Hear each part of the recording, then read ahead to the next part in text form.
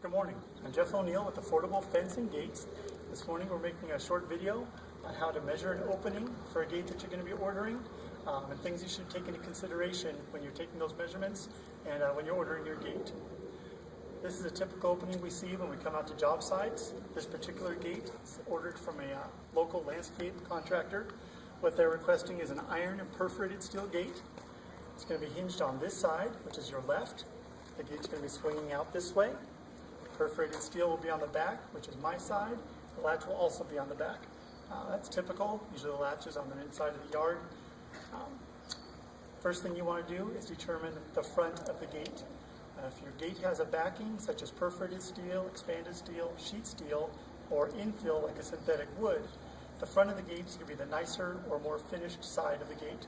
The back side is going to have the screening, strapping, or support structure that's holding that on. So the side you're looking from for this particular gate will be the front. All references are on the front of the gate. So the sheet's going to be, again, hinged on this side, which will be to the left.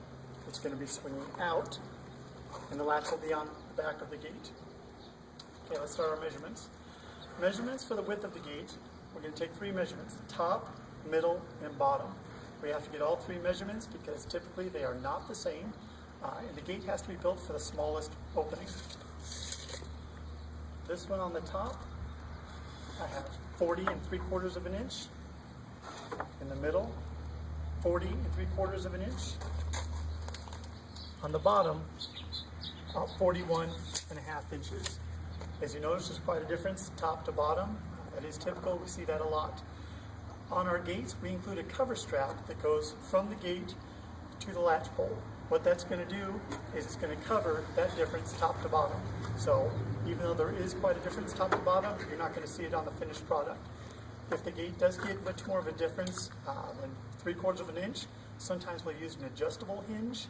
It's not quite as attractive, but it does allow us to switch the opening a little bit and even out those gaps. So again, we're going to mark on our sheet top, middle, and bottom of our width openings. Next thing we're going to decide is the height of the gate. The height of the gate is not the height of the opening, it's the height of the physical gate itself. When you're determining that, you're going to take a couple things into consideration. One of them is the slope of the ground. Since this gate is hinged on the left and swinging out, I'll look down and make sure that the ground is not raising in the direction the gate's going to open. If the ground goes up, the gate might hit it when it opens. If in your situation the grade does go up, you definitely want to measure to see how far up it will go so you can make sure your gate is high enough off the ground when it opens to clear that. Typically, over dirt or rocks, we go about 2 inches above the grade. The reason we go that tall is that way if rocks move, gravel, whatever, if you get a big storm, it doesn't build up and scratch or hinder the gate. You don't want to be scratching off the finish of the gate when you have maintenance later on. As far as the top of the gate, we usually come to about 1/2 inch to 1 inch below the top. The reason we don't go to the very top is because if you mount it at the top, typically the other side is going to be above or below because the pillars themselves rarely aren't the same height. Plus, if this side isn't exactly plumb, it's going to kick that gate up or down. By going a little below it, helps hide that and makes for a much nicer product. Okay, we have our width openings, we have our swing. Now we're going to get the height of the gate. As I said, we usually go about 2 inches above the ground and about 1 inch below. This side I've got a total measurement of 64 inches. This side I've got 65 inches. So I'm going to go from my short side, 64 inches. I'm going to subtract 2 inches from the bottom and 1 inch from the top to give me an overall of a 61 inch tall gate. The gate I'm going to order for this is going to be right there, 61 inches. We're going to fill that out on our order sheet. We're going to fill out that the latch is going to be on the back, perforated steel backing, hinged on the left.